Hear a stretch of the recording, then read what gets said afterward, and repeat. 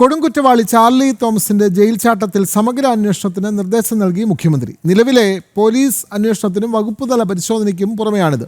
Justice CN Ramachandran Nair, മുൻ സംസ്ഥാന police മേധാവി ജേക്കബ് പുന്നൂസ് എന്നിവർ പ്രത്യേകം അന്വേഷിക്കും. ജയിലുകളിലെ ഇന്റലിജൻസ് സംവിധാനം ശക്തിപ്പെടുത്തുന്നതോടൊപ്പം സംസ്ഥാനത്ത് പുതിയ സെൻട്രൽ ജയിൽ ആരംഭിക്കാനും തീരുമാനമായി.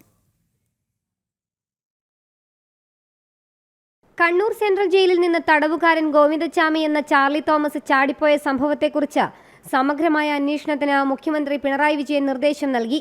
നിലവിൽ പോലീസ് അന്വേഷണവും വകുപ്പുതല പരിശോധനകളും നടക്കുന്നുണ്ട്. ഇതിനു പുറമെയാണ് പ്രത്യേകമായ സമഗ്ര അന്വേഷണം. മുൻ കേരള ഹൈക്കോടതി judge justice retired CN Ramachandran Nair, മുൻ സംസ്ഥാന പോലീസ് മേധാവി ജേക്കബ് പുന്നൂസ് എന്നിവരാണ് പ്രത്യേക അന്വേഷണം നടത്തുക.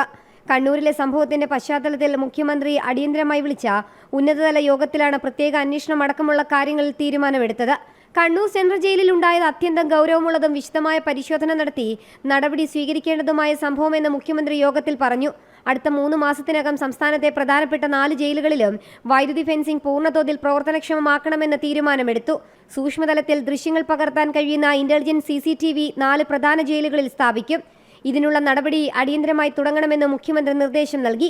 കൂടാതെ തുടർച്ചയായി ഒരേ സ്ഥലത്ത് തുടരുന്ന ജയിൽ ജീവനക്കാരെ സ്ഥലം മാറ്റും.